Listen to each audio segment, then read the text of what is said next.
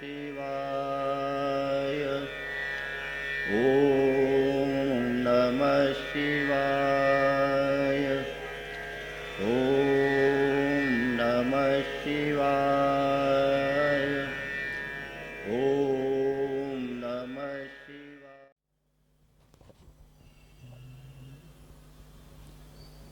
वक्रतुंड महाकाय सूर्यकोटि समप्रभ निर्विघ्नं कुरु मे देव सर्वकार्येषु सर्वदा. गणनाथ सरस्वती रविशुक्रो बृहस्पतिः पञ्चैतानि स्मरेन्नित्यं वेदवाणी प्रवर्तते. गुरुर्ब्रह्मा गुरुर्विष्णुः गुरुर्देवो महेश्वरः गुरुः साक्षात् परं ब्रह्म तस्मै श्री गुरवे नमः. विश्वोद्भवस्थितिलयादिषु हेतुमेकं गौरीपतिं विदिततत्त्वमनन्तकीर्तिं मायाश्रयं विगतमायमचिन्त्यरूपं बोधस्वरूपममलं हि शिवं नमामि. करचरणकृतं वा कायजं कर्मजं वा श्रवणनयनजं वा मानसं वा पराधं विहितमविहितं वा सर्वमेतत्क्षमस्व. जय जय करुणाब्धे श्रीमहादेव शम्भो. वागर्थाविव सम्पृक्तौ वागर्थप्रतिपत्तये जगतः पितरौ वन्दे पार्वती परमेश्वरौ. नमो देव्यै महादेव्यै शिवायै सततं नमः. नमः प्रकृत्यै भद्रायै नियताः प्रणतास्मताम्.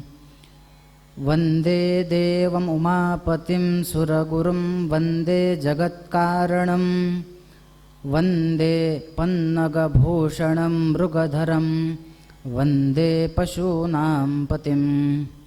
वन्दे सूर्यशशाङ्कवह्निनयनं वन्दे मुकुन्दप्रियं वन्दे भक्तजनाश्रयं च वरदं वन्दे शिवं शङ्करम्. नमः पार्वतीपतये शिव हर हर महादेव. पुण्डलीकवरदे हरि विठ्ठल श्री ज्ञानदेव तुकाराम पंढरीनाथ भगवान की जय. माऊली ज्ञानेश्वर महाराज की जय. जगद्गुरु तुकाराम महाराज की जय. सब संतन की जय.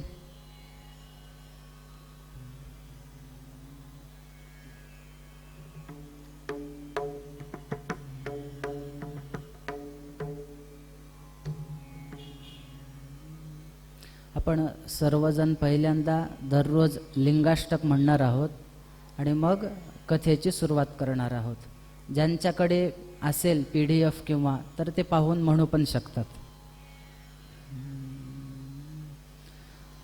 ब्रह्ममुरारिसुरार्चितलिङ्गं निर्मलभासितशोभितलिङ्गं जन्मजदुःखविनाशनलिङ्गं तत्प्रणमामि सदा शिवलिङ्गम्.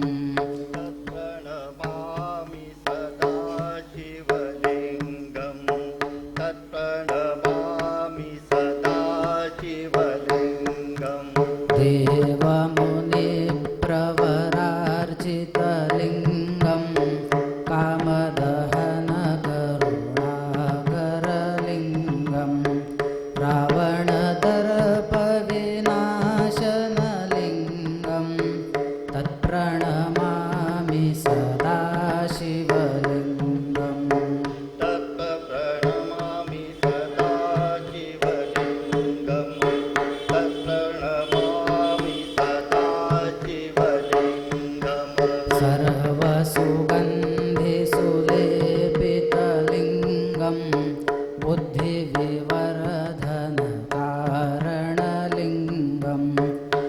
मेघसुरासुरवन्दितलिङ्गं तत्प्रणमामि सदा शिवलिङ्गम् तत्प्रणमामि सदा शिवलिङ्गम् तत्प्रणमामि सदा शिवलिङ्गम् कनकमहामणिभूषितलिङ्गं फणिपतिवेष्टितशोभितलिङ्गं दक्षसूयज्ञविनाशनलिङ्गं तत्प्रणमामि सदा शिवलिङ्गम् तत्प्रणमामि सदा शिवलिङ्गम् तत्प्रणमामि सदा शिवलिङ्गम् कुङ्कुमचन्दनलेपितलिङ्गं पङ्कजहारसुशोभितलिङ्गं सञ्चितपापविनाशनलिङ्गं तत्प्रणमामि सदा शिवलिङ्गम् तत्प्रणमामि सदा शिवलिङ्गम् तत्प्रणमामि सदा शिवलिङ्गम् देवगणार्चितसेवितलिङ्गं भावैर्भक्तिभिरेव च लिङ्गं दिनकरकोटिप्रभाकरलिङ्गं तत्प्रणमामि सदा शिवलिङ्गम् तत्प्रणमामि सदा शिवलिङ्गम् तत्प्रणमामि सदा शिवलिङ्गम् अष्टदलोपरिवेष्टितलिङ्गं सर्वसमुद्भवकारणलिङ्गम् अष्टदरिद्रविनाशनलिङ्गं तत्प्रणमामि सदा शिवलिङ्गम् तत्प्रणमामि सदा शिवलिङ्गम् तत्प्रणमामि सदा शिवलिङ्गम् सुरवरपूजितलिङ्गं सुरवनपुष्पसदार्चितलिङ्गं परात्परं परमात्मकलिङ्गं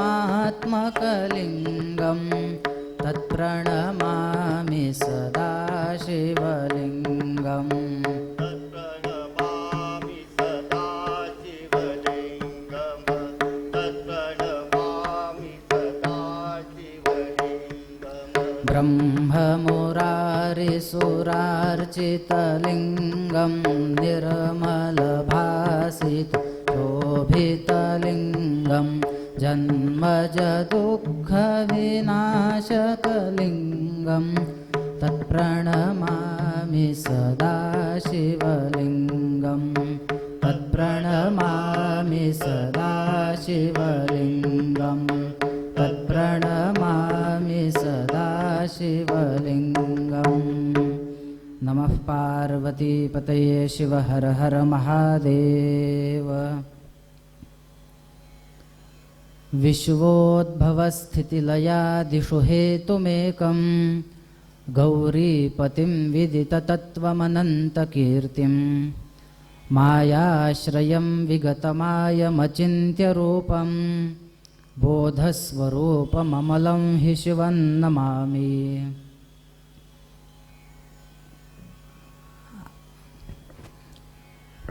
आजपासनं पुढील 7 दिवस मोठ्या आनंदाने, मोठ्या उत्साहाने आणि अतिशय भक्तियुक्त अशा अंतःकरणाने आपण भगवंतांच्या दिव्य लीला पाहणार आहोत। आपल्याला यावेळेस शिवपुराण ऐकायचं आहे। वस्तुतः कथा सुरू करण्यापूर्वी तसा आता परिचय द्यायची तर गरज नाहीये, कार्यक्रम कोणत्या निमित्ताने आहे हे पण सांगण्याची आता गरज नाही आहे. तरी पण संदीप गुरुजींनी आता ज्यांचं वर्णन केलं की ज्यांनी हे सुंदर असं आपल्याला मागे जे स्टेज तयार करून दिलेलं आहे, तर मी आपल्याला असं सांगेन, तुम्ही त्यांच्यासाठी परत एकदा टाळ्या वाजवा.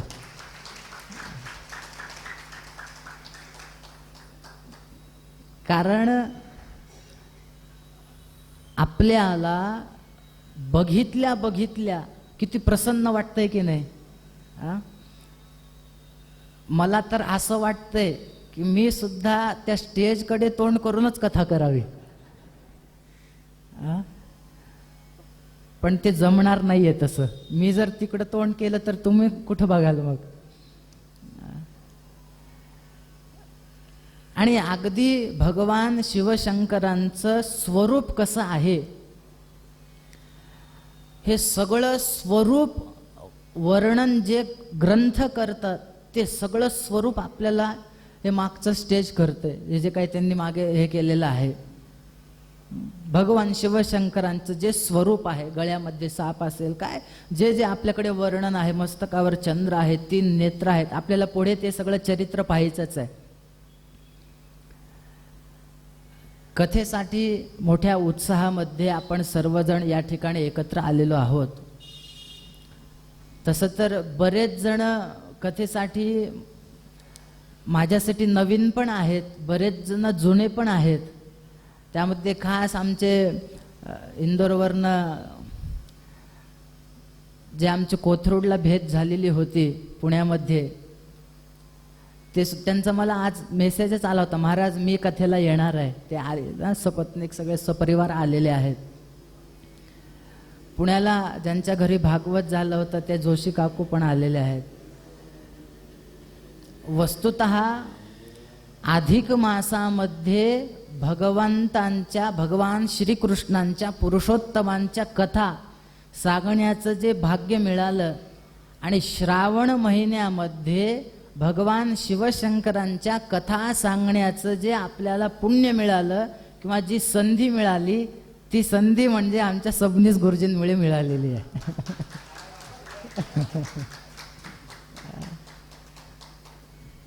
नाहीतर मला सांगा, गुरुजींनी जर मला आमंत्रणच दिलं नसतं तर. त्यामुळं श्रावण महिन्यामध्ये ज्याप्रमाणे अधिक मासामध्ये भगवान विष्णूंच्या कथेचं श्रवणाचं महत्त्व आहे, अधिक महत्त्व आहे, त्याचप्रमाणे श्रावण महिन्यामध्ये भगवान शिवशंकरांच्या कथेचं श्रवण करण्याचं महात्म्य आहे. भगवान शिवशंकरांना महादेव का म्हणतात, त्यांचं स्वरूप काय आहे, त्यांच्या लीला काय आहेत, त्यांच्या भक्तांच्या लीला काय आहेत, त्यांनी वेगवेगळे अवतार कसे घेतले, त्यांच्यामध्ये आता आपल्याला पुढे 12 ज्योतिर्लिंगाच्या कथा आहेत. ह्या सगळ्या कथा आपण हळूहळू पाहणार आहोत. पण काय आहे, आज आपला पहिला दिवस आहे आणि पहिला दिवस म्हटलं की पहिल्यांदा त्याचं महात्म्य काय आहे ते बघावं लागतं. आपण भागवत कथा ऐकली, पहिल्यांदा आपण काय बघितलं, हे भागवत श्रवण केल्याने काय मिळतं, त्यानंतर मग त्याचं पुण्य मिळत असेल तर कोणाला ते पुण्य प्राप्त झालंय का, त्या पुण्याच्या प्रभावाने कोणाचं जीवन सुधारलंय का, अतिशय पापी जरी असेल तर त्या पापी असणाऱ्या सुद्धा व्यक्तीचा त्या कथेच्या श्रवणाने उद्धार झालाय का, हे आपण बघतो की नाही. भागवतामध्ये आपण बघितलं तो धुंदुकारी किती पापी होता, गोकर्णाने त्याला भागवत सांगितलं, त्याचा उद्धार झाला. भक्ती, ज्ञान आणि वैराग्य वृद्ध झालेले आहेत, त्यांना तारुण्य दिलं त्या भागवताने, त्याच्यासाठी ती सगळी कथा आपण बघितली. हे जसं आहे ना, त्याचप्रमाणे शिवपुराण 7 दिवस आपण घालणार आहेत ना आता याच्यामध्ये. दररोज 4 तास, 4 ते 8 कथा आपण श्रवण करणार. मग एका क्षणाचं मूल्य किती सांगितलेलं आहे कबीरदासांनी सांगितलं, एक एक क्षण जाना है तिन्ही लोकों का मोल. जे त्रिभुवनाची संपत्ती दिली आणि एक क्षण जर जास्तीचा भगवंताकडे मागितला तर तो देत नाही. मग 7 दिवस दररोज 4 तास आपण जर याच्यामध्ये घालणार असू तर याच्या श्रवणाचं महात्म्य काय आहे ते आपल्याला पाहावं लागेल. प्रत्येक ग्रंथांमध्ये, प्रत्येक पुराणांमध्ये महात्म्य दिलेलं आहे. रामायण बघा, त्याच्यानंतर कुठलाही पुराण बघा, त्याच्यामध्ये महात्म्य आहे. फक्त काय आहे, तर प्रश्न असा पडतो, भागवत करताना तुम्ही सांगता सगळ्यात श्रेष्ठ भागवत आहे आणि शिवपुराण कथा सांगताना सांगता की सगळ्यात श्रेष्ठ शिवपुराण आहे. देवी भागवत असेल तर तुम्ही सांगता देवीशिवाय इतर कोणाचीच भक्ती करू नका. राम कथा चालू असेल तर राम आदिवत वर्तितव्यम, त्या ठिकाणी रामांचंच महात्म्य. मग तुम्ही म्हणाल नेमकं कोणता देव श्रेष्ठ, हा प्रश्न पडेल ना आपल्याला. म्हणून मी पहिल्यांदाच हे सगळं आपल्यासमोर मांडतोय की आपल्याला असं वाटू नये की हे पहिल्यांदा काही 2 महिन्यापूर्वीच भागवत केलं आणि त्यामध्ये सांगितलं भागवतासारखा ग्रंथ नाही आणि आता पुढे सांगणार आहेत की शिवपुराणासारखा ग्रंथ नाही. मग खरं कुठलं, त्यांचं खरं का हे खरं? बरं, वस्तुतः भागवताची रचना पण व्यासांनीच केली आहे, शिवपुराणाची रचना पण व्यासांनीच केली आहे. एकच वक्ता आहे आणि ते एके ठिकाणी सांगतात शिवपुराण श्रेष्ठ, एके ठिकाणी सांगतात श्रीमद भागवत श्रेष्ठ. मग खरं कुठलं? मी साधं तुम्हाला सांगतो. सुवर्ण, सोनं आपल्याला माहिती आहे. कानातलं एक असतं, नाकातलं एक असतं, हातामध्ये पण आपण घालतो, गळ्यामध्ये पण घालतो, पायामध्ये पण घालतो. आता माझा एकच प्रश्न आहे, कानातलं सोनं श्रेष्ठ का गळ्यातलं सोनं श्रेष्ठ?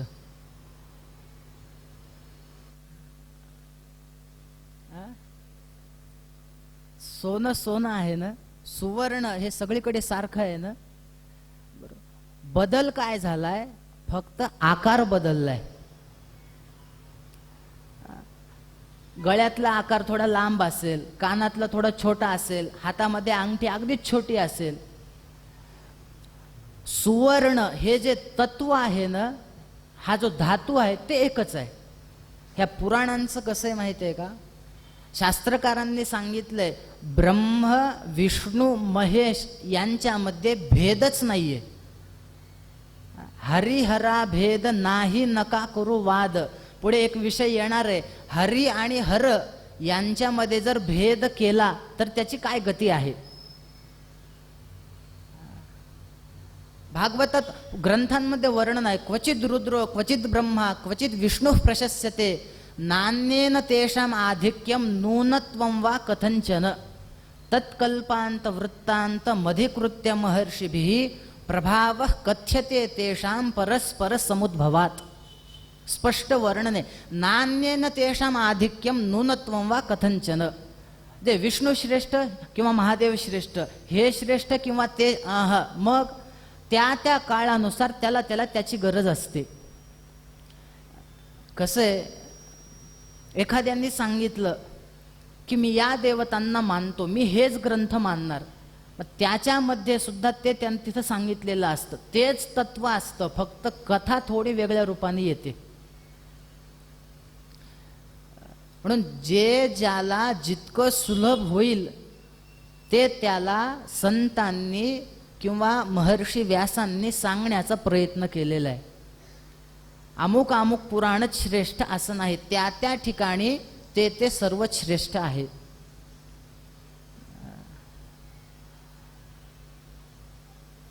मागे मी तुम्हाला पुराण किती हे सगळं सांगितलेलं होतं. मला निश्चिती म्हणजे खात्री आहे की कोणीच ते विसरलेलं नाहीये. 18 पुराणं मी तुम्हाला सांगितलेली होती. मद्वयम भद्वयं चैव भ्रत्रयं व चतुष्टयम अनाप लिंग कुस्कानी पुराणाने पृथक पृथक. बघा, अजून एक मुद्दा असा आहे, मद्वयं भद्वयं चैव भ्रत्रयं व चतुष्टयम अनाप लिंग कुस्कानी पुराणाने पृथक पृथक. याच्यामध्ये शिवपुराणाचा उल्लेख आहे का?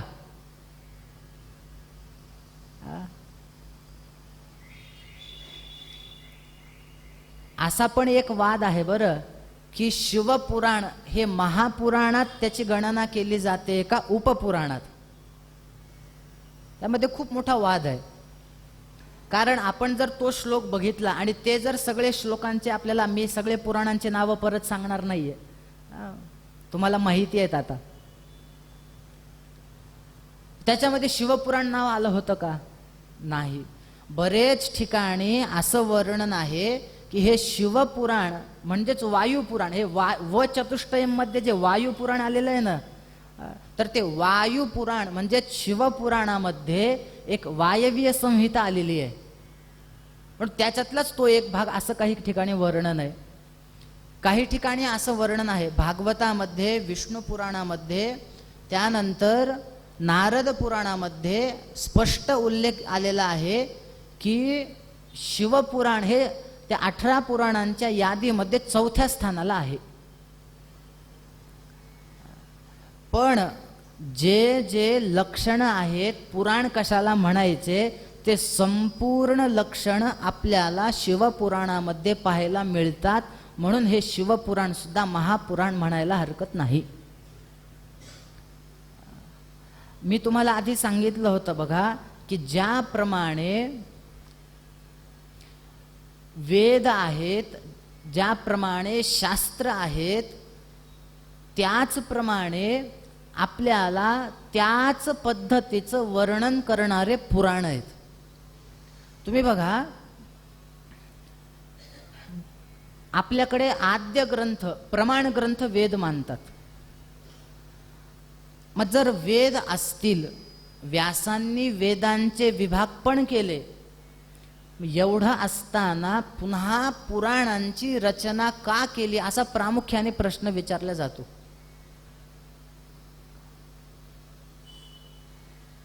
पुराणांमध्ये वेदांनी जे सांगितले तेच आहे, दुसरं काहीच नाहीये नवीन.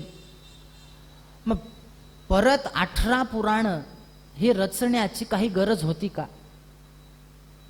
पण काय आहे, वेदांची भाषा हे आपल्याला माहिती आहे. वेद मंत्र म्हणाले कळणार का काही? नाही. पण त्याच मंत्राचा पुराण रूपाने किंवा कथा रूपाने जर तो अनुवाद सांगितला तर लगेच कळतं की नाही. म्हणून आपल्याकडे असं वर्णन आहे, इतिहास पुराणाभ्याम वेदम समुपबृंहयेत. वेदाला जाणून घ्यायचंय. वेद सुद्धा कसे जाणावेत तर 2 पद्धती दिल्यात, इतिहास आणि पुराण. यांच्याद्वारे आपल्याला तिथपर्यंत जायचंय. कारण वेदांची भाषा ही खूप कठीण आहे.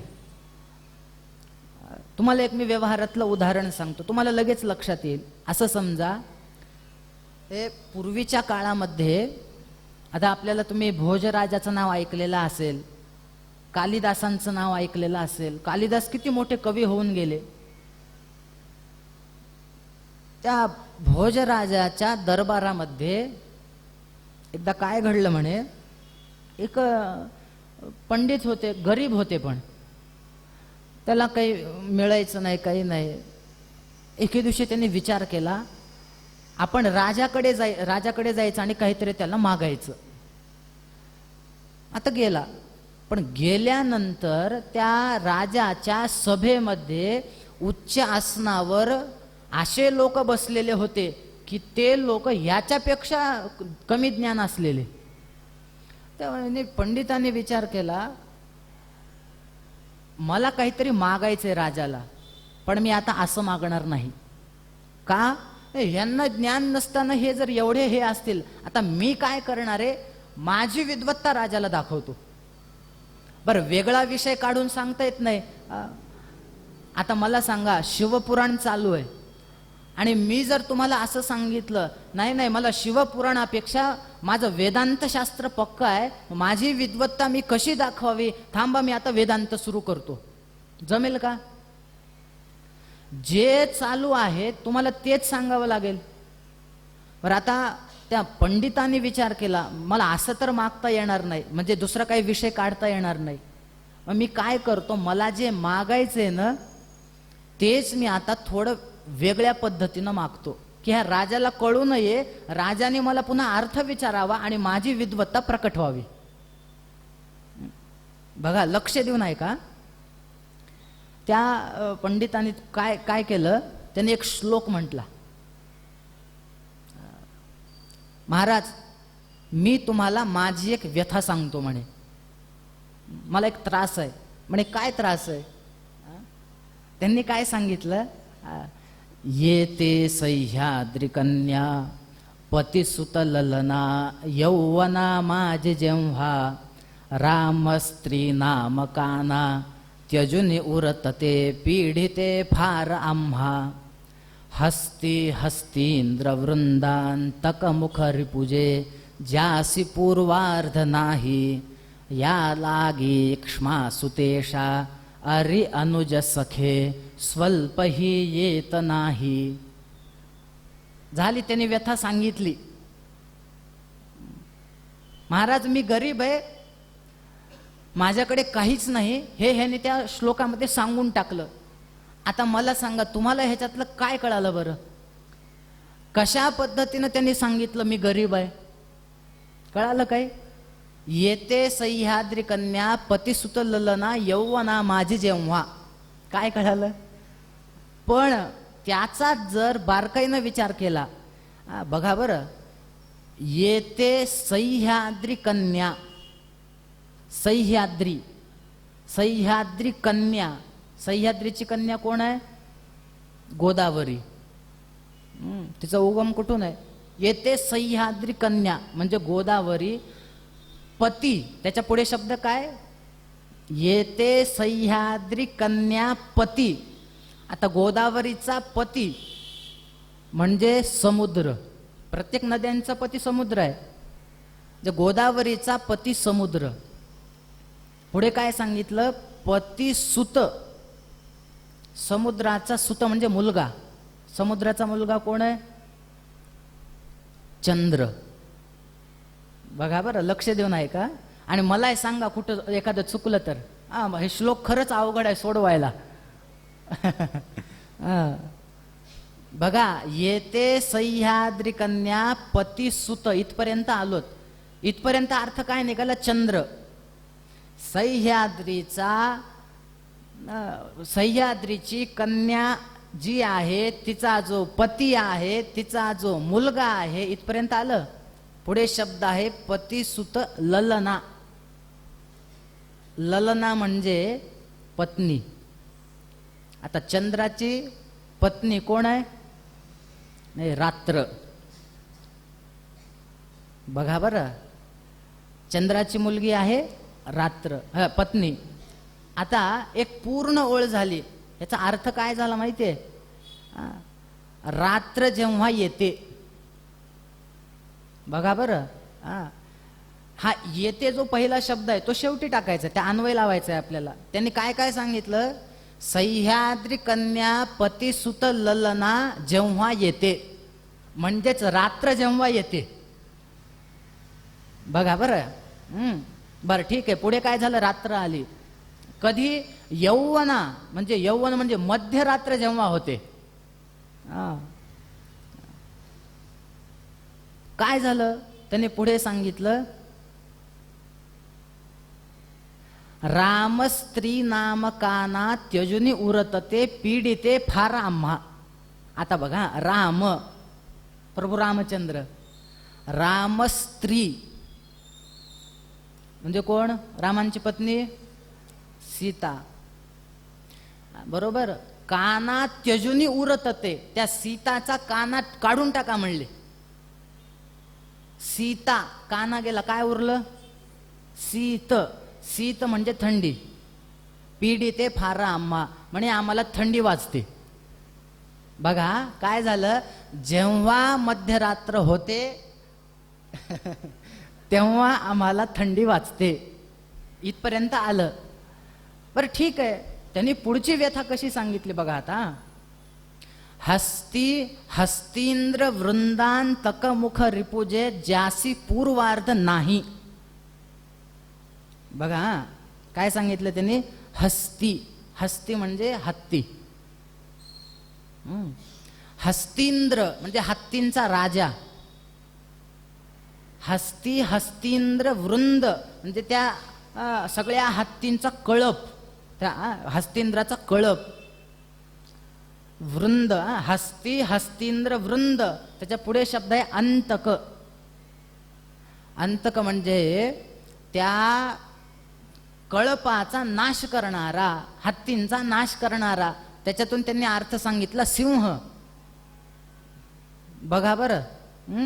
हत्ती हस्तींद्र हत्तींचा राजा, त्यांचा वृंद म्हणजे त्यांचा कळप, त्यांचा नाश करणारा म्हणजे सिंह.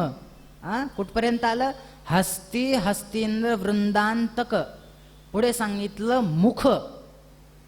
म्हणजे असा जो सिंह आहे ना, तर ते मुख ज्याला आहे. सिंहाचं मुख कोणत्या देवतेला आहे? नरसिंह. नक्की नरसिंह. त्यांनी काय सांगितलं ह्याच्यातून बघा. अंत करणारा जो सिंह त्याचं मुख नरसिंह. बरोबर. आता बघा, हस्तींद्र वृंदांतक मुख रिपू. रिपू म्हणजे शत्रू. नरसिंहाचा शत्रू कोण आहे? हिरण्यकशिपू. बरोबर. पाहिलं ना सप्तम स्कंदात आपण प्रल्हादाची कथा. हिरण्यकशिपू. बरोबर. कुठपर्यंत आलोत आता? हिरण्यकशिपू पर्यंत आलोत. त्यांनी पुढे सांगितलं ज्यासी पूर्वार्ध नाही. हिरण्यकशिपूचं पूर्वार्ध म्हणजे अर्ध, पहिलं चरण काय आहे? हिरण्य. म्हणे ते माझ्याकडे नाहीये. बघा बरं कुठपर्यंत आलोय आपण.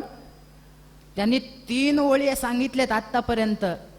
त्यांनी काय सांगितलं? हस्तींद्र वृंदांतक मुख रिपुजे ज्यासी पूर्वार्ध नाही. हत्तीच्या कळपाचा नाश करणारा जो सिंह, त्याचा ज्याला मुख आहे, त्याचा जो शत्रू आहे, त्याचं जे पूर्वार्ध आहे म्हणजेच पैसे हिरण्य, ते माझ्याकडे नाही. आता 3 ओळी झाल्या. आतापर्यंत त्यांनी काय सांगितलं? जेव्हा मध्यरात्र होते. बरोबर. पहिल्या ओळीत जेव्हा मध्यरात्र होते. आम्हाला दुसऱ्या ओळीत सांगितलं थंडी त्रास देते, माझ्याकडे पैसे नाहीत. आणि आता चौथी ओळ बघा. या लागी क्ष्मा सुतेशा अरी अनुज सखे स्वल्प ही येत नाही. बघा, या लागी म्हणजे म्हणून क्ष्मा म्हणजे पृथ्वी. क्ष्मा सुता पृथ्वीची मुलगी म्हणजे सीता. त्या पुढे काय ईश शब्द आहे. सुतेशा त्याचा ईश. सीतेचा ईश म्हणजे मालक म्हणजे स्वामी, पती. कोण आहेत? राम. बरोबर.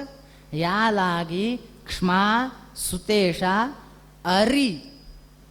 पुढे शब्द आहे अरी. रामाचा अरी. शत्रू कोण आहे? रावण. बरोबर. पुढे त्यांनी सांगितलं अरी अनुज म्हणजे त्या शत्रूचा भाऊ, छोटा भाऊ. कोण? कुंभकर्ण.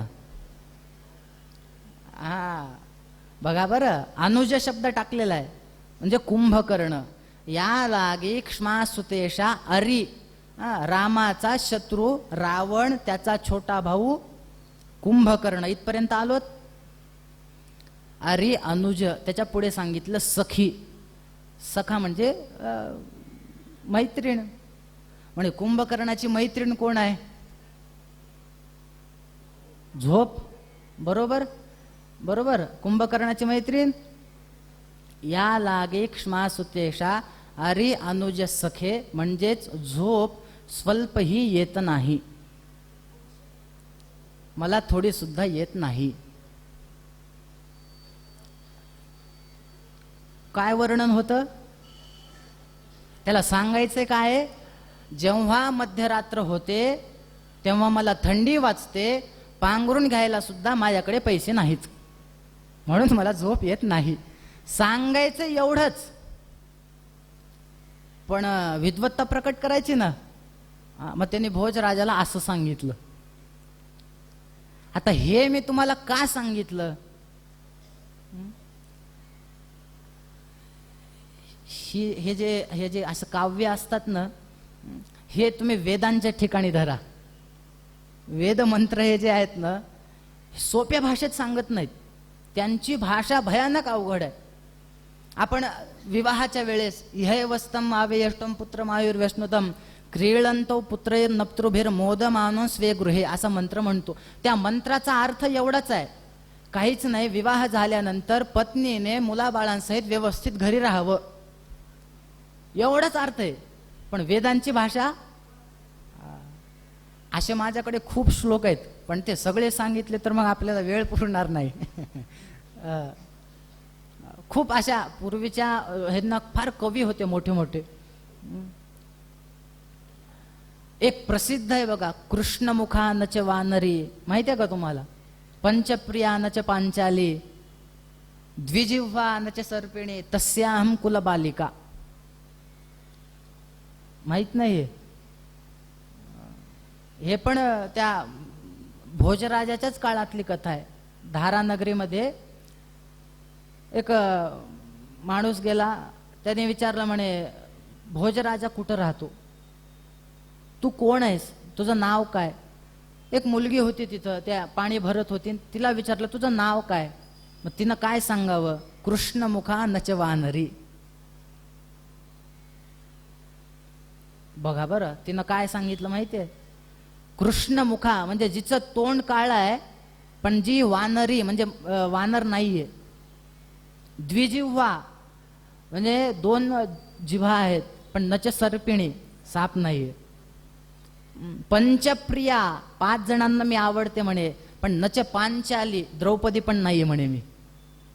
मग तस्याहम कुलबालिका, त्यांची मी मुलगी आहे. त्यांना काहीच कळत नव्हतं. मग शेवटी तिने सांगितलं मी कुलकर्ण्यांची मुलगी आहे म्हणे. हे सगळं वर्णन त्या लेखणीचं आहे. ते जे शाईची पेन असते ना, कृष्णमुखम, द्विजिह्वा, पंचप्रिया आहे. कोणांना प्रिय आहे लेखणी? मग ते पूर्वीच्या काळांमध्ये कळालं तुम्हाला पुढचं. आता मी हे का सांगतोय तुम्हाला? कसंय, शाळेमध्ये खूप सांगितलं साखर कशी आहे, अमुक अमुक आहे, त्याचा हा हा हे असतं, साखर गोड आहे, तिचा असं असं हा नियम करावा, हे सगळं सांगितलं. विद्यार्थ्याने घरी येऊन आईला सांगितलं, आई ते साखर कशी असते ते फारच अवघड सांगितलं ग, तू सांग बरं साखर कशी असते. आईनं सांगितलं थांब सांगते. स्वयंपाकघरात गेली, एक तर डब्बा काढला, झाकण घ्या, एक चमच्यामध्ये थोडं साखर घेतली, आकर म्हणे, त्या तोंडात टाकली, हे बा अशी साखर असते.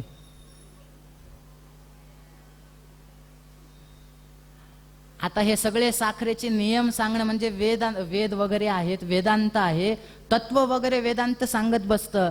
परंतु पुराण म्हणतात हे बघा घ्या साखर, बस एकदम आपल्या मुखामध्ये साखर कशी येईल त्याचा विचार पुराण करतं. म्हणून आपल्याला या पुराणांचा विचार करणं आवश्यक आहे.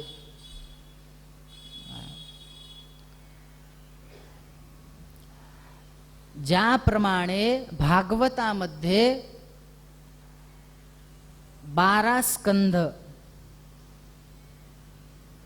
विचारू का मीच सांगू? 335 अध्याय, 18,000 श्लोक,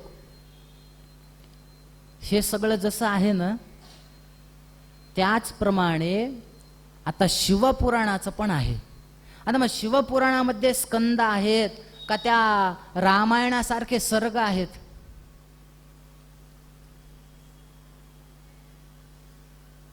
नाही. शिवपुराणामध्ये आपल्याला संहिता बघायला मिळतात. पहिल्यांदा आता काय, आज तुम्हाला ग्रंथ परिचय सगळा करून देतो. त्याच्यामध्ये काय काय आहे बघा बरं. शिवपुराणाचं महात्म्य हे किती अध्यायांचं आहे? 7 अध्यायांचं आहे. आता आज मी तुम्हाला सांगतो, उद्या तुम्ही मला सांगायचं. किती अध्याय? ज्याप्रमाणे भागवतात 6 अध्याय होते महात्म्याचे, तसं शिवपुराणामध्ये 7 अध्याय महात्म्याचे. बरं, त्यानंतर एकूण 7 संहिता आहेत. त्यांचे नाव पण सांगतो तुम्हाला. पहिली आहे विद्येश्वर संहिता, दुसरी आहे रुद्र संहिता. बघा, विद्येश्वर संहितेमध्ये 25 अध्याय आहेत. रुद्र संहितेमध्ये 5 परत खंड आहेत. हे लक्षात ठेवायला थोडं अवघड आहे, तरी पण ठेवा. नाही काय, तुमची बुद्धी पण तीक्ष्ण आहे ना, त्याच्यामुळे तुमच्यासाठी अवघड नाहीये. सृष्टीखंड, सतीखंड, पार्वतीखंड, कुमारखंड आणि युद्धखंड, हे सगळे खंड कुठल्या संहितेत आहेत? रुद्र संहिता. त्याच्यानंतर आहे आता बघा, प्रत्येक खंडामधले सुद्धा अध्याय संख्या आत्ताच सांगतो. सृष्टी खंडामध्ये 20 अध्याय आहेत, सती खंडामध्ये 43 अध्याय आहेत, पार्वती खंडामध्ये 55 अध्याय आहेत, कुमार खंडामध्ये 20 अध्याय आहेत आणि युद्ध खंडामध्ये 59 अध्याय आहेत. 2 संहिता झाल्या, विद्येश्वर संहिता, रुद्र संहिता. त्याच्यानंतर आहे शतरुद्र संहिता, त्याच्यामध्ये 42 अध्याय आहेत. या शतरुद्र संहितेमध्ये भगवान शिवशंकरांनी कोणते कोणते अवतार घेतले त्यांचं वर्णन आहे. अनेक अवतारांचं वर्णन आहे. पिप्पलाद अवतार असेल, किरातेश्वर असेल, नंदिकेश्वर असेल, आपल्याला पुढे पाहायचे ते. पुढे आहे 4थी कोटी रुद्र संहिता. ह्या कोटी रुद्र संहितेमध्ये 12 ज्योतिर्लिंगाच्या महात्म्यांच्या आणि प्रत्येक लिंग कसं उत्पन्न झालं. आपण म्हणतो सौराष्ट्रे सोमनाथांचं, श्रीशैल्य मल्लिकार्जुन, उज्जैन्या महाकाल, हे सगळं आपण म्हणतो. पण ते सोमनाथ लिंग कसं निर्माण झालं, ते मल्लिकार्जुन लिंग कसं निर्माण झालं, उज्जैनला महाकाल आपण बघतो, ते सगळे, ह्या सगळ्या लिंगांची उत्पत्ती कशी झाली, हे सगळं वर्णन आपल्याला कोणत्या संहितेत पाहायचंय? कोटी रुद्र संहिता. त्याच्यानंतर येते 5वी उमा संहिता. कसं आहे बघा, शिव या अर्थाला सार्थक्य कधी आहे? ज्या वेळेस त्या शिवामध्ये इकार असेल.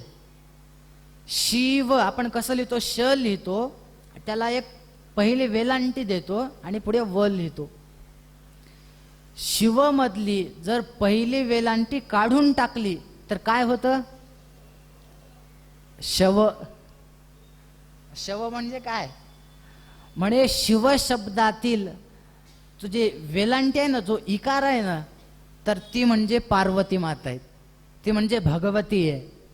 म्हणून आपण जर सौंदर्य लहरी वगैरे जर बघितलं, त्याचं चिंतन केलं, त्याच्यामध्ये एक श्लोक आहे बघा, शिव शक्त्या युक्तो. शंकर कार्य कधी करू शकतील?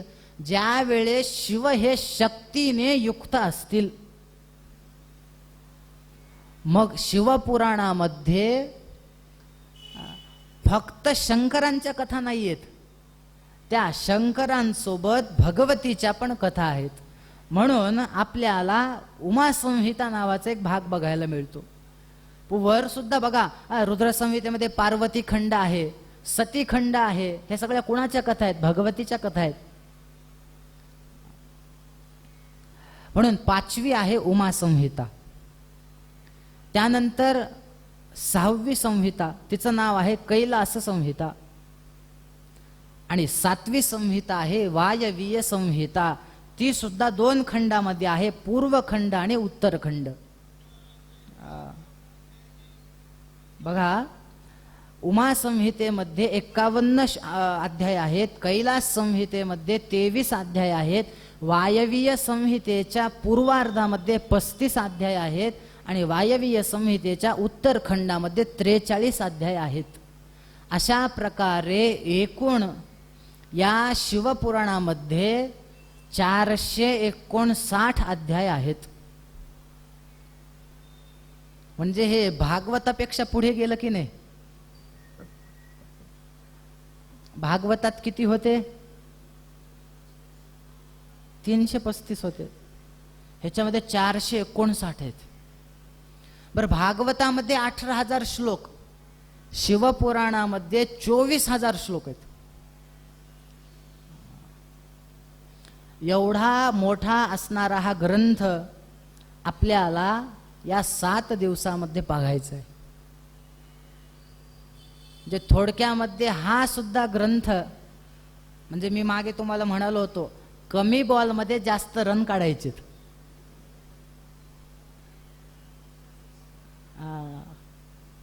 एवढे अध्याय, 459 अध्याय, आणि आपल्याला फक्त 7 दिवसात बसवायचे. सगळ्यात पहिल्यांदा शिवपुराणामध्ये महात्म्याचं वर्णन आहे. बरं, फार सुंदर महात्म्य आहे, वेगवेगळ्या कथा आहेत त्याच्यामध्ये.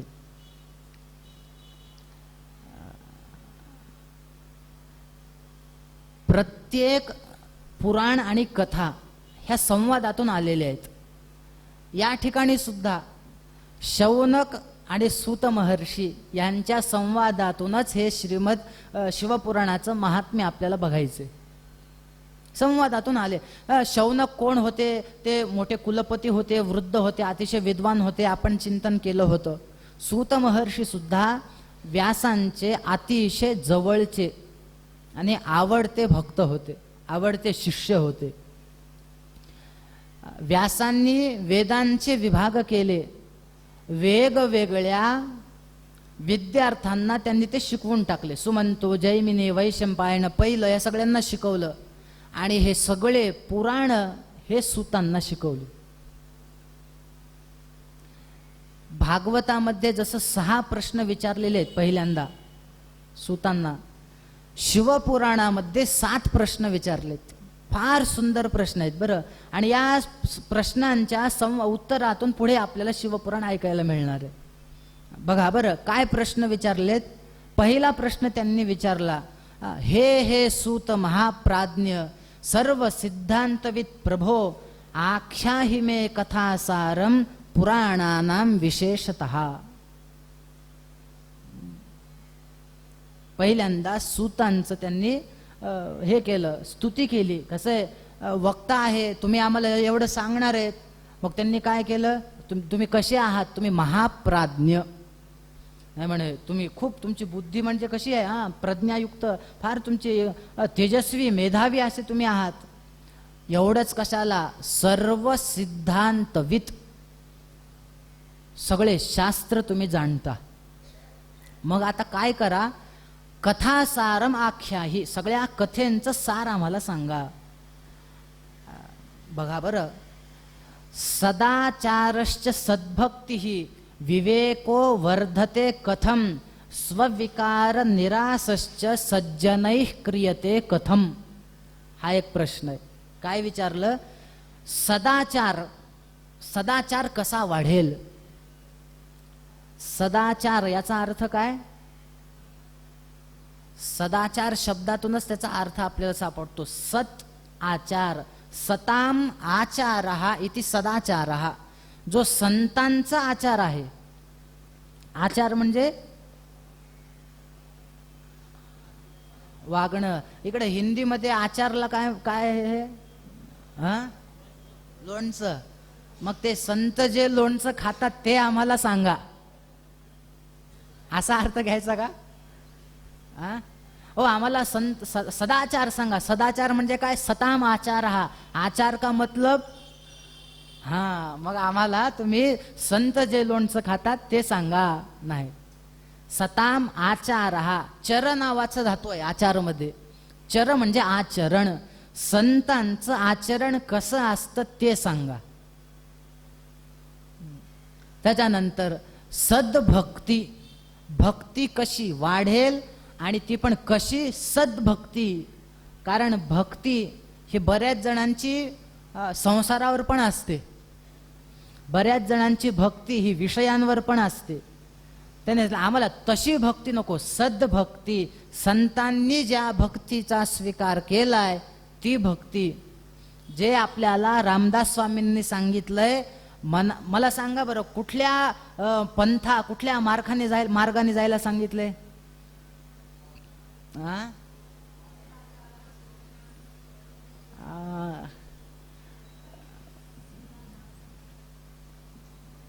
हा, हे उत्तर पाहिजे, हा श्लोक पाहिजे आत्ता.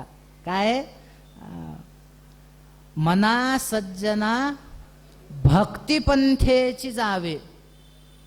ह्या भक्तिपंथ, हा भक्तिपंथ जो आपल्याला रामदास स्वामींनी सांगितलेला आहे, तर त्याला म्हणायचं सद्भक्ती.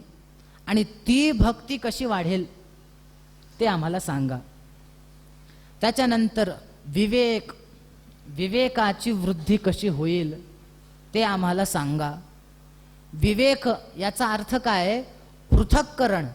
विवेक या शब्दामध्ये विच नावाचा धातू आहे. विच धातूचा अर्थ काय? पृथक्करण करणं. आपल्याला विवेक असला पाहिजे, नाही बाबा हे काय सांगतायत आणि याच्यातून यांना काय सांगायचंय. एखाद्या वेळेस शब्द आपल्याला विचित्र वाटतात, पण आपण जर विवेकाने त्या शब्दांचा अर्थ ग्रहण केला नाही तर आपल्याला त्या शब्दांचा वाईट अर्थ लागू शकतो. मी तुम्हाला व्यवहारातलं उदाहरण सांगतो. असं समजा, मी तुम्हाला जगातल्या सगळ्यात पवित्र अशा 5 गोष्टी सांगतो. फक्त त्याची नावं ऐका आणि ते नावं ऐकल्यानंतर मला सांगा की हे पवित्र आहेत का. बघा, 5 गोष्टी पवित्र आहेत. उच्चिष्टम शिवनिर्माल्यम वमनम शवकर्पटम काकविष्ठा समुत्पन्नः पंचैते अतिपवित्रकाः. बघा, उच्चिष्टम म्हणजे उष्ट. उष्ट खाणं चांगलं का वाईट? चांगलं? वाईट? उष्ट खाणं वाईट ना. मग उष्ट हे पवित्र का अपवित्र? अपवित्र. आणि मी तर पहिल्यांदा म्हणालो हे 5 पदार्थ आता जे सांगणार आहे ते सगळ्यात पवित्र आहेत बरं. उच्चिष्टम शिवनिर्माल्य. निर्माल्य वाहून पुन्हा आपण काय त्याचा त्याग करतो ना. वाहिलेलं फूल पुन्हा देवाला वाहतो का? मग ते पवित्र आहे का? आपण पवित्र गोष्टी देवाला वाहतो. मग आपण जर ते निर्माल्य देवालाच वाहू शकत नाही तर त्या निर्माल्याचा काय उपयोग आहे? ते पवित्र आहे आणि नाही. त्याच्या पुढे ऐका, वमनम. वमन म्हणजे उलटी. आपण नाव ऐकलं अरे बापरे असं करतो की नाही, मग ते पवित्र आहे. पुढे सांगितलंय शवकर्पटम म्हणजे प्रेतवस्त्र. प्रेतावरचं वस्त्र पवित्र आहे होय. प्रेतावरचं वस्त्र घालून कोणी कथेला येतं का? का बरं? नाही नाही, अपवित्र. त्याला स्पर्श झाला तर स्नान. बरोबर? जे अपवित्र आहे नाही. जे काकविष्ठा समुत्पन्नः, कावळा, एकतर कावळा, त्याच्यानंतर कावळ्याची विष्ठा आणि त्या कावळ्याच्या विष्ठेतून उत्पन्न होणारा अतिपवित्र. आता मी बघा, हे 5 पदार्थ मी तुम्हाला सांगितले, हे तुम्हाला ऐकल्यावर पवित्र वाटले का? नाही. मग शास्त्रकार म्हणतात हे अतिपवित्र आहेत, असं का? याच्यासाठी मग आपल्याला ते पृथक्करण करता आलं पाहिजे.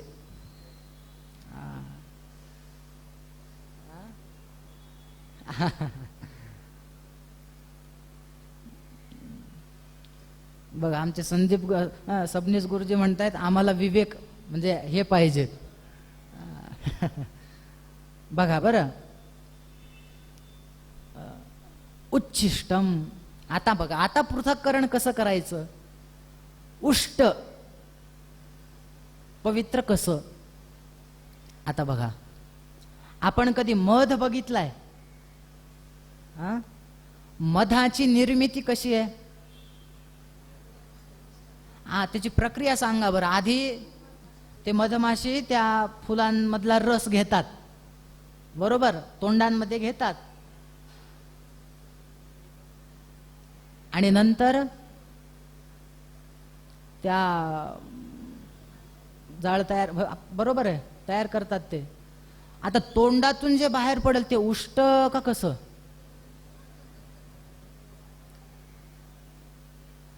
बघा तुम्ही, आपण गाईचं दूध काढतो, गाईचं दूध काढण्याच्या आधी त्या वासराला सोडतात, मग दूध आपण काढतो. आधी वासराने ते पिलेलं असतं, मग ते दूध उष्ट की नाही? पण तेच दूध आपण अभिषेकाला वापरतो. म्हणजे उच्छिष्टम आहे, उष्ट पण पवित्र आहे. कसं विचार केला? वासराचं जरी उष्ट असेल पण नाही, गाईचं दूध आहे, आपण उच्छिष्टम पवित्र आहे. शिवनिर्माल्यम, शिवनिर्माल्य. आता बघा, निर्माल्य आपण अपवित्र आहे म्हणालो, पण निर्माल्य म्हणजे काय? आपण वाहिलेलं आणि तिथून पुन्हा ते निघून गेलं, भगवंताच्या शरीरावरचं पुन्हा काढलेलं, बरोबर. आता बघा, शिवनिर्माल्य याचा अर्थ आहे गंगा.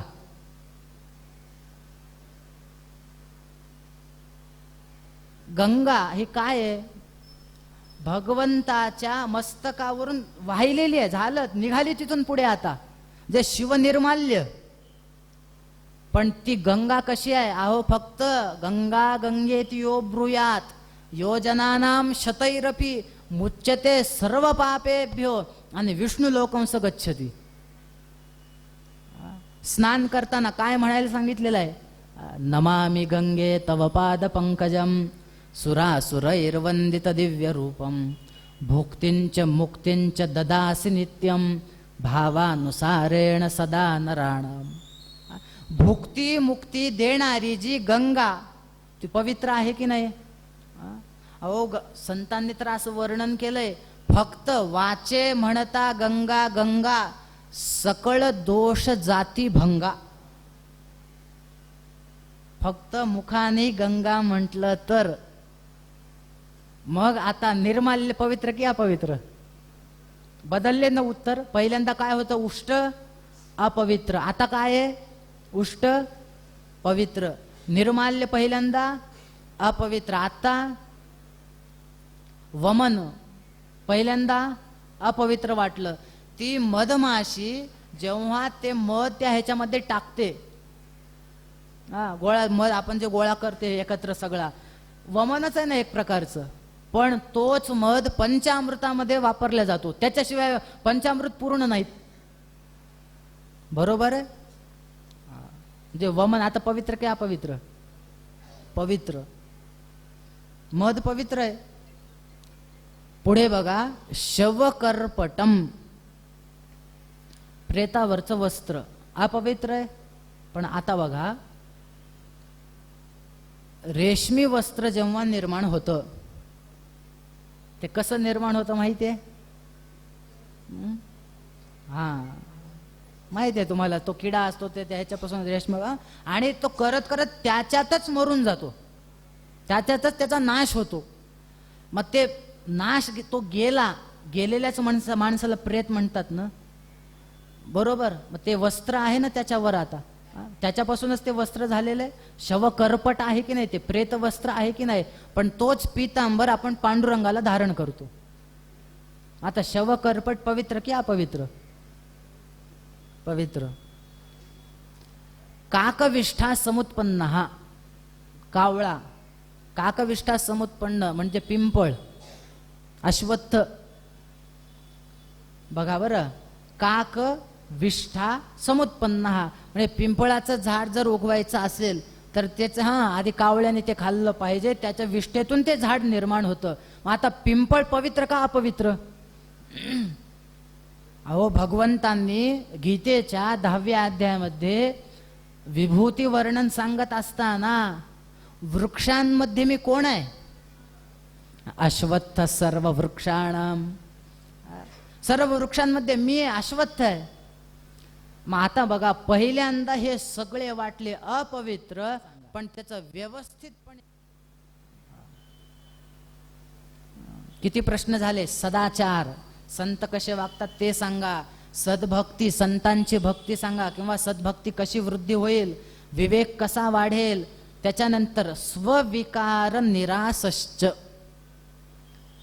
आमच्याकडे काम, क्रोध, लोभ, मोह, मद, मत्सर नाही त्या विकारांनी जागा घेतलेली आहे. त्यामुळं त्या विकारांचा निराश म्हणजे नाश कसा होईल ते सांगा.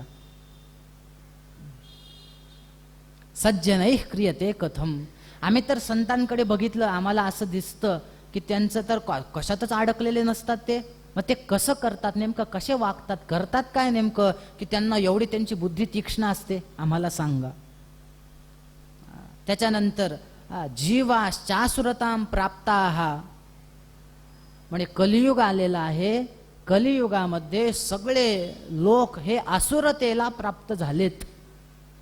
असुरता, असुरता याचा अर्थ सगळे माणसं जे आहेत ना, म्हणे हे मनुष्य म्हणण्याच्या योग्यतेचे राहिलेले नाहीत.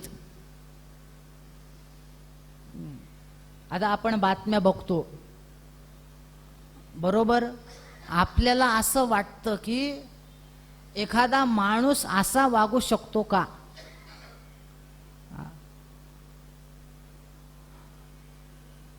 7-8 वर्षाच्या मुलाने आईचा केला खून, अशी बातमी आपण बघतो की नाही?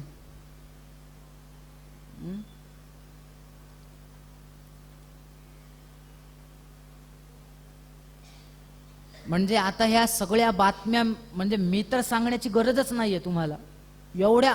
आणि एकही न्यूज चॅनल बघा, बातम्यात काय दाखवत नाही, ह्याने ह्याचा खून केला, त्याने त्याचा खून केला, ह्याने एवढे रुपयाची फसवणूक केली, ह्याने एवढे लुटले, अमुक तमुक सगळं तेच. हे काय आहे सगळं? जीवाहा असुरतां प्राप्ताः, सगळे जीव त्यांच्यामध्ये माणुसकी राहिली नाही. मुंबईमधून आपण बघतो ते लोकलमध्ये लोक येतात जातात, मधले पडू काही करू, एकाला चढायचं असते एकाला उतरायचं असते, तेव्हा आम्ही एकमेकाच्या अंगावर पाय देऊ ना काही करू, आम्हाला माहित नाही. मग ही सगळी काय आहे? ही आसुरता आहे. मग आता काय आहे? तस्य संशोधने किम ही विद्यते परमायनम ने सांगितलं की ह्यांचं चित्त शुद्धी कशी होईल ते सांगा. आता झालं पाहिजे ना चित्त शुद्धी. अजून यदस्ते वस्तु परमं श्रेयसां श्रेय उत्तमं पावनं पावनानांच साधनं तद्वदद्भुता. म्हणे जे असं एक आम्हाला अशी एक वस्तूची प्राप्ती करून द्या की ती वस्तू मिळाल्यानंतर आता दुसरी वस्तू आम्हाला घ्यायचीच गरज पडू नये, असं सांगा. आणि एक प्रश्न विचारलाय, हे आम्हाला साधन सांगा, पण एक विशेषण दिलंय बरं. मला वाटते शौनकादिकांचं पण एका बाबतीत बुद्धी आपल्यासारखीच आहे. कुठलं सांगू? आपल्याला लवकर फळ देणारं साधन पाहिजे का उशिरा फळ देणार? लवकर ना. आयुर्वेदाच्या गोळ्या घ्या, नाही हो, त्याचा गुण लवकर येत नाही, फार वेळ जातो त्याला, मला तर काम आहेत भरपूर. मग मग त्या गोळ्या ह्याच्या ॲलोपॅथिकच्या आपण गोळ्या घेतो, त्याच्याने काय लवकर फरक पडतो.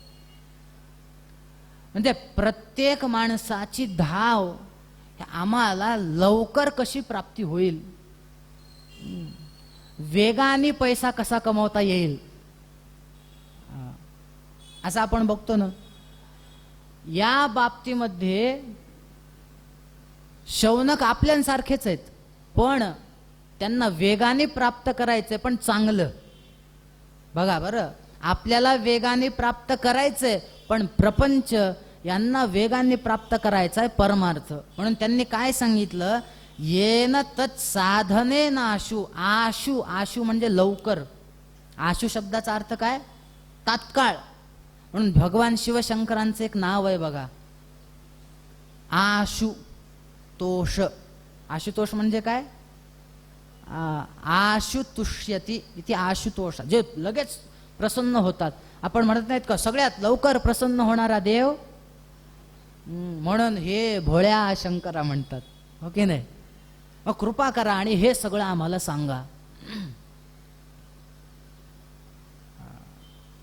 सूतांनी सांगितलं, काय सुंदर प्रश्न विचारलाय तुम्ही. बघा, यांच्या प्रश्नांच्या मार्फत आपला उद्धार होणार आहे. आता सध्या माणसाला सदाचाराने वागण्याची गरज आहे की नाही, परमार्थाकडे भक्ती वाढण्याची गरज आहे की नाही, आहे. आपल्याला विवेकाची प्राप्ती होण्याची गरज आहे की नाही, आहे. हे सगळे प्रश्न त्यांच्यासाठी नाही आहेत, आपल्यासाठी आहेत. मग त्यांनी सांगितलं, धन्यस्त्वम मुनिशार्दूल. म्हणे शौनका तुम्ही धन्य आहेत, मुनिशार्दूल, सगळ्या मुनींमध्ये तुम्ही श्रेष्ठ आहेत. तुम्ही कसे आहात, श्रवण प्रीती लालसहा, ऐकण्यामध्ये तुमची फार रुची आहे. ऐका, सर्व सिद्धांत निष्पन्नम भक्त्यादिक विवर्धनम शिवतोषकरम दिव्यम शृणु वत्स रसायन. म्हणजे मी आता काय करतो, सगळ्या सिद्धांतातून निष्पन्न झालेलं भक्ती ज्ञान वैराग्य वाढवणार आणि शिवसंतोषकरम म्हणजे भगवान शिवशंकरांना आनंदित करणार असं एक मी तुम्हाला पुराण सांगतो. कोणतं पुराण, शैवम पुराणम परमम शिवेनोक्तम पुरामुने. भगवान शिवशंकरांनी जे पार्वतीला सांगितलेलं आहे, भगवान शिवशंकरांनी जे अनेक वेगवेगळ्या ऋषींना सांगितलेलं आहे आणि जे व्यासांकडून मी ऐकलेलं आहे, असं भव्य दिव्य असं शिवपुराण मी तुम्हाला सांगतो, ऐका.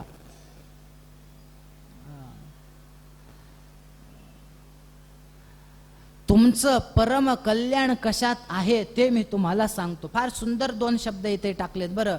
श्रेयसाम श्रेय उत्तमम, 2 हे आहेत, एक श्रेय आणि प्रेय.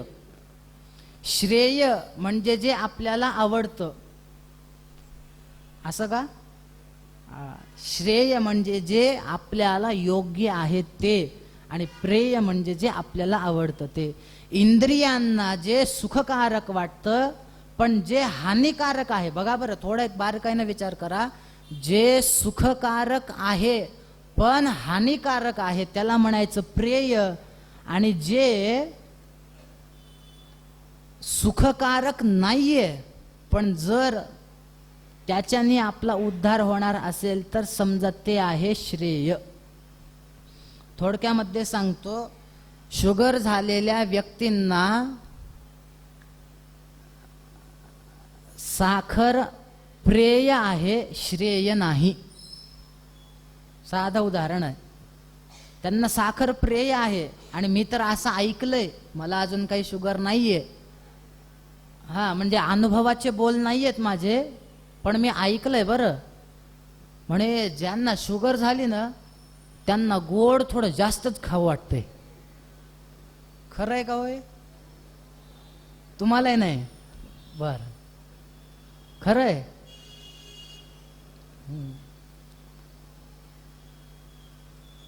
प्रेय आणि श्रेय म्हणून तुम्ही बघा, सात्विक सुखाची प्राप्ती झाली पाहिजे.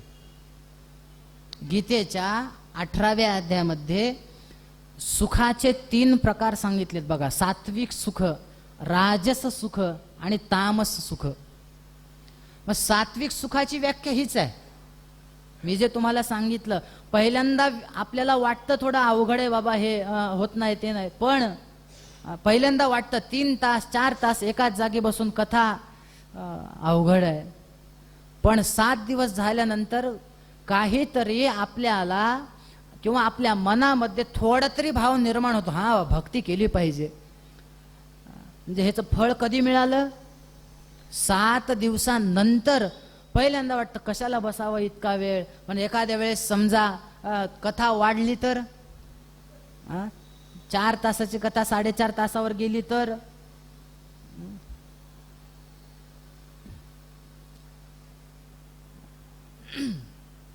सात्विक सुख हीच व्याख्या आहे. यत्तदग्रे विषमिव परिणामे मृतोपमम तत्सुखम सात्विकम प्रोक्तम आत्मबुद्धी प्रसादजम. सात्विक सुखाची व्याख्या पहिल्यांदा सांगितलं. यत्तद अग्रे विषमिव, पहिल्यांदा ते वाटतं थोडं विषासारखंच आहे. विष म्हणजे थोडक्यात त्याज्य आहे बाबा, नको ते करायला. पण परिणामे अमृतोपमम, त्याचा परिणाम मात्र अमृतासारखा आहे. तत्सुखम सात्विकम, ते सुख म्हणजे सात्विक सुख आहे. आत्मबुद्धी प्रसादजम, अंतःकरण पवित्र करणारं ते सात्विक सुख आहे. आणि राजस सुख कशाला म्हणायचं? विषयेंद्रिय संयोगात यत्तद अग्रे अमृतोपमम पण परिणामे विषमिव तत्सुखम राजसंस्मृतम. पहिल्यांदा वाटतं नाही बाबा, हे केलं की मस्त वाटतं, वा वा वा वा छान छान, पण त्याचा परिणाम मात्र मग वाटतं असं नको करायला होतं. आणि तामस सुख यदग्रे चानुबंधेच सुखम मोहनमात्मनः निद्रालस्य प्रमादोत्थम तत्सुखम तत्तामसमुदाहृतम. म्हणजे यद अग्रेच्या अनुबंधेच, सुरुवातीला शेवट दोन्ही वेळेस जे आपल्याला दुःखच देतं त्याला म्हणायचं तामस. मग आता आपल्याला कुठलं सुख पाहिजे? सात्विक सुख पाहिजे ना. मग पहिल्यांदा थोडा त्रास होईल. त्यांनी सांगितलं तुम्ही किती वेळ पण कथा सांगा, आम्ही ऐकू, पण आम्हाला त्या सात्विक सुखाची, त्या परमश्रेयाची प्राप्ती झाली पाहिजे, ते आम्हाला सांगा. मग यांनी सांगायला सुरुवात केली. ऐका म्हणे, मी तुम्हाला शिवपुराण सांगतो, तुम्हाला सांगितलेल्या सगळ्या प्रश्नांची उत्तरं मिळतील. म्हणे असं आहे? म्हणे हो. बरं, म्हणजे ह्याचं पठण केलं पाहिजे, श्रवण केलं पाहिजे का काय केलं पाहिजे? यांनी सांगितलं पठनात श्रवणात अस्य भक्तिमान नरसत्तमः सद्य शिवपद प्राप्तिम लभते सर्वसाधनात. म्हणजे तुम्ही ह्याचं पठण करा किंवा ह्याचं श्रवण करा, तुम्हाला काय होईल? शिवपद प्राप्तिम लभते, भगवंताजवळ जाण्याची आपल्याला ती योग्यता प्राप्त होईल. मला ह्याच्यातला एक श्लोक फार आवडला. बरं, तुम्हाला एकच सांगतो, तुम्हाला थोडं ऐकताना वेगळं वाटेल, पण बघा त्यांनी काय सांगितलं शिवपुराणात. जे लोक शिवपुराण ऐकतील ते माणसंच नाहीत. बघा आता आपण माणसंच नाहीत कधी म्हणतो? एखादा माणूस जर फारच गैरआदी असेल, मला असं म्हणलं होतं, ते काय माणूस आहे का? म्हणतात ना असं. आमच्याकडे तर असं म्हणतात बाबा, असे सहज त्याच्या मुखातून निघून जातं की एखादा माणूस जर, अरे ते काय माणसं आहेत का, त्यांच्या नादीच लागू नये आपण. बरोबर ना? तसं सूत महर्षी सांगतायत, जे शिवपुराण ऐकतील ते माणसंच नाहीत. तुम्हाला मी श्लोकासहित सांगतो. शिवपुराणाच्या महात्म्यातला अध्याय क्रमांक 1 श्लोक क्रमांक 17. गीता प्रेसचं शिवपुराण असेल तर अवश्य बघा. स्पष्ट लिहिलंय, ये शृण्वन्ति मुने शैवम पुराणम शास्त्रमुत्तमम ते मनुष्या न मंतव्याः. त्याला माणसंच म्हणू नका.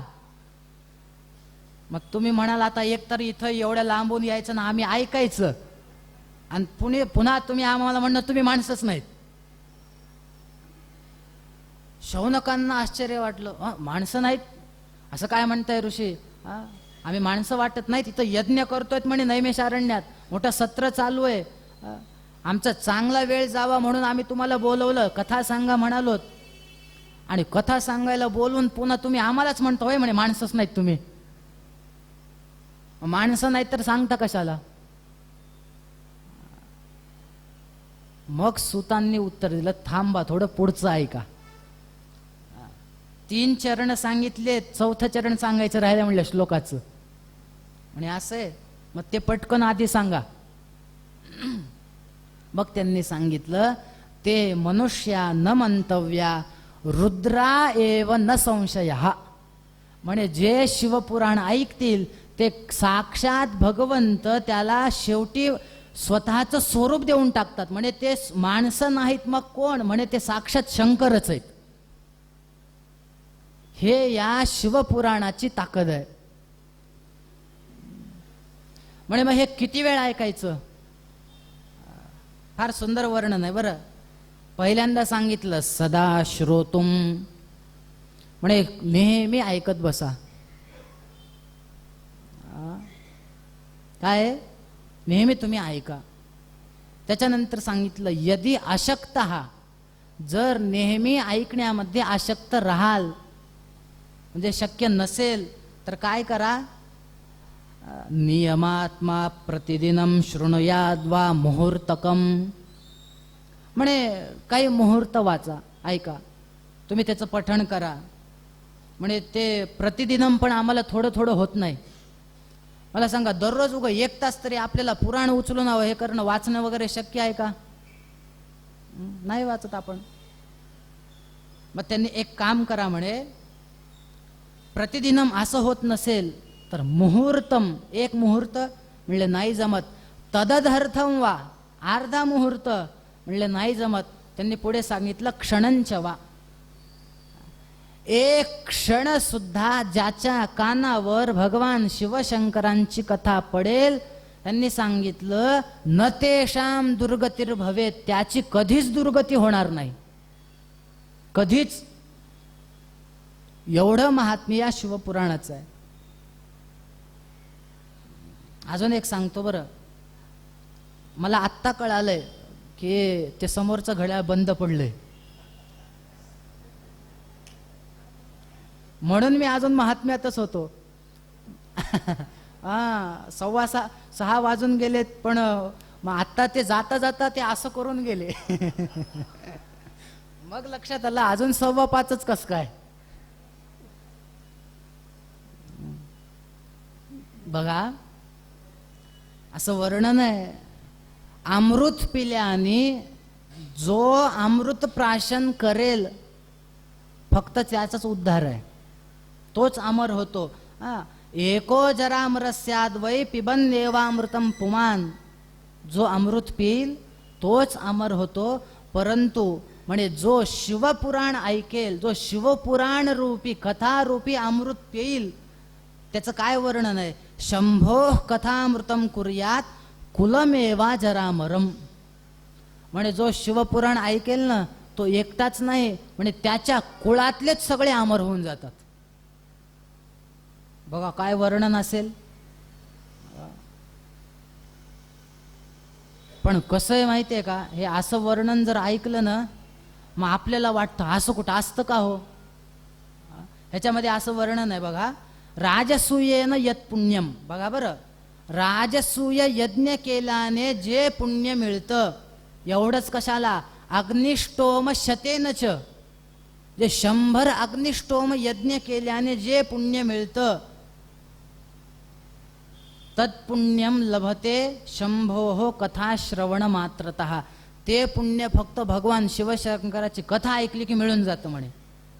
तर माणसं म्हणतात असं कुठं असतं का हो, राजसूय यज्ञाचं पुण्य कुठं, आणि कथा ऐकली ते पण नुसतं बसल्या जागी, त्याच्यामध्ये मध्ये मध्ये झोप सुद्धा चालते. आणि असं असून तुम्ही म्हणता की तुम्हाला तेवढं पुण्य आहे. आ असे बरेच जण आहेत माझ्या ओळखीचे. माझे काही असे मित्र आहेत की समजा जे इंजिनियर झालेले आहेत किंवा काही असे वेगळ्या क्षेत्रातले आहेत, काही डॉक्टर आहेत. ते म्हणतात तुम्ही काही सांगता, सांगणारे एक आणि ऐकणारे त्याच्यापेक्षा म्हणतात. आपण रामरक्षेमध्ये म्हणतो एक एकम अक्षरम पुंसाम महापातक नाशनम. एक अक्षराने कुठं एवढं होतं का? राम रामेति रामेति रमे रामे म्हणून सहस्त्रनाम तत्तुल्यम. एकदा राम म्हणा 1000 वेळेस हे म्हणलं, असं कुठं असतं का? रामायणामध्ये आपल्या रामरक्षेत पण आहे, अश्वमेधाधिकम पुण्यम संप्राप्नोति न संशयः. राम तुम्ही म्हणा अश्वमेधाचं पुण्य, असं कुठं असतं का? असा ज्यांना प्रश्न पडत असेल त्यांच्यासाठी शास्त्रकारांनी, ग्रंथकारांनी, संतांनी एक उत्तर देऊन ठेवले. जर तुम्हाला असं वाटत असेल की एवढं कथा श्रवण केल्यानंतर एवढं मोठं फळ मिळतं का, तर त्याला ते सुज्ञ लोक एक शब्द वापरतात की हा अर्थवाद आहे. अर्थवाद याचा अर्थ काय? नाही हे खोटच आहे, म्हणजे हे फक्त ह्याचं महत्व सांगण्यासाठी एवढंच सांगितलं, हे खरं नाही असं ते सरळ सांगून टाकतात. पण असं वर्णन आहे की जो व्यक्ती भगवंताच्या नामामध्ये, भगवंताच्या कथेमध्ये त्याच्या सामर्थ्याविषयी जर अर्थवाद मानेल तर त्याचं फळ काय सांगितले माहिती आहे? अर्थवादम हरेर नामनी संभावयति यो नरः स पापिष्ठो मनुष्याणाम नरके पतति स्फुटम. म्हणजे असं जो कोणी म्हणेल ना हे एवढं कुठं असतं का, एवढ्याचं फळ, म्हणे तो कायमचं नरकात पडून राहतो. स्वतः भगवंत सांगतायत मन नाम कीर्तन फलम विविधम निशम्य. माझ्या हे सगळ्या कथा वगैरे ऐकतो आणि पुढे न श्रद्धादाती मनुते यदुतार्थवादम, त्याच्यावर श्रद्धा ठेवत नाही आणि हा अर्थवाद आहे असं जो म्हणतो त्याचं मी काय करतो ऐका म्हणे.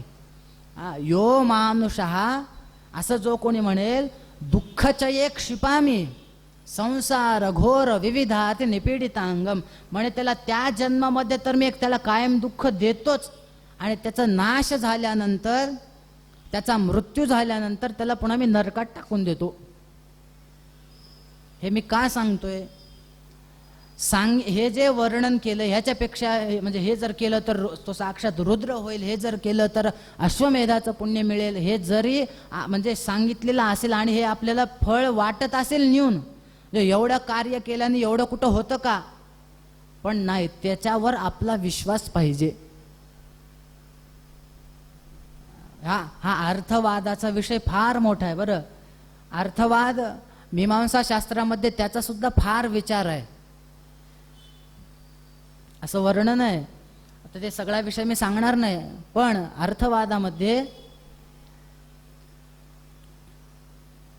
तुम्ही बघा, नामस्मरण केलं, संतांनी सांगितले ना, नामसंकीर्तन साधन पै सोपे जळतील पापे जन्मांतरे. मग एकाने सांगितलं मी नामस्मरण करतो पण मला फळ मिळत नाही, का बरं? तर नामाचे 10 अपराध आपल्याकडे सांगितलेले आहेत. नामाचे 10 अपराध आहेत. हे 10 अपराध जर आपल्याकडून घडले तर केलेल्या नामस्मरणाचं फळ तेवढं मिळत नाही. कुठले कुठले 10 अपराध आहेत? सन्निंदा सती नाम वैभव कथा श्रीशेषयोर भेदधीः अश्रद्धा श्रुतिशास्त्र दैशिक गिराम नाम्यर्थवाद भ्रमः नामास्तीति निषिद्ध वृत्ति विहित त्यागौ च धर्मांतरैः साम्यन नाम जपे शिवस्य च हरेर नामापराधा दश. हे नामाचे 10 अपराध आहेत. मी सगळे सांगणार नाही आता, पण विषय जो निघालाय तेवढा सांगतो त्याच्यात एक अपराध त्यांनी सांगितलेला आहे, नामनी अर्थवाद हा. भगवंताच्या नामस्मरणाविषयी, भगवंताच्या कथेविषयी हा अर्थवाद आहे असं जर म्हणलं तर त्या केलेल्या नामाचं फळ गेलं. अर्थवाद आहे म्हणजे काय? नाही नाही, हे फक्त तुम्ही इकडं यावं, ते तुम्हाला ऐकण्यासाठी प्रवृत्ती व्हावी, हे सांगण्यासाठीच फक्त आहे, खरं नाही. याला अर्थवाद म्हणायचं. एवढं मोठं असं त्याचं वर्णन केलेलं, एवढं त्याचं महात्म्य आपल्याला या शिवपुराणाचं त्यांनी त्या शौनकादिकांना सांगितलं. शौनकांनी एक प्रश्न विचारला पुन्हा, काय म्हणे, तुम्ही जोपर्यंत अशी पूर्वी एखादी कुठंतरी घटना घडली आहे हे जोपर्यंत सांगत नाहीत तोपर्यंत आमचा पण विश्वास बसणार नाही. खरंच असं घडलंय का हो, आम्हाला सांगा. म्हणे तुम्हाला खोटं वाटतंय? म्हणे हो. नाही म्हणे खरंच असं घडलंय. म्हणे हो. कथा आहेत? म्हणे हो. म्हणे असं कुठं कुठं घडलंय? त्याच्यामध्ये एक देवराज नावाच्या ब्राह्मणाची कथा या ठिकाणी सूतांनी सांगितलेली आहे. आणि त्याच्याच नंतर एक बिंदुगाची कथा सांगितलेली आहे. बिंदुग नावाचा ब्राह्मण आणि त्याची चंचुला नावाची पत्नी, त्या दोघांचा शिवपुराण ऐकल्याने कसा उद्धार झाला, किती पाप केलं होतं, म्हणजे पाप करण्याची एक पात्रता काय असू शकते, किंवा पाप म्हणजे आपण थोडक्यात शुद्ध मराठीत त्याची काय हाईट असू शकते. जे एखादा माणूस एवढं सुद्धा पातक करू शकतो, आणि एवढं पातक केल्यानंतर सुद्धा त्या शिवपुराणाच्या कथेच्या श्रवणाने त्यांचा सुद्धा उद्धार कसा होतो, त्याच्यासाठी त्या चंचुला आणि त्या देवराज आणि त्या बिंदुगाज इत्यादिकांची कथा या आपल्याला शिवपुराणाच्या महात्म्यामध्ये सांगितली. आपण त्या महात्म्याच्या कथा, त्या बिंदुगाची चंचुलाची कथा आणि त्याच्या पुढेच काही शिवपुराण 7 दिवस करायचं असेल तर त्या 7 दिवसांमध्ये ज्याप्रमाणे भागवतात नियम आहेत तसेच आहेत, फक्त एक 2-4 नियम जास्त सुद्धा आपल्याला ह्याच्यामध्ये पाहायला मिळतात. तर हे सगळे सप्ताह श्रवणाचा विधी आणि चंचुला बिंदुगाची आणि त्या देवराज त्या ब्राह्मणाची कथा आपण बघणार आहोत. फक्त आपण ते पुढील सत्रात बघणार आहोत. आता आपण थोडा वेळ थांबूयात. कथा उशिरा सुरू झाल्यामुळं मी एक तुमचे 15-20 मिनिटं जास्त घेतले. आपला एक नंतर ब्रेक झाल्यानंतर पुढील कथा आपण बघूयात. नमः पार्वती पते शिव हर हर महादेव.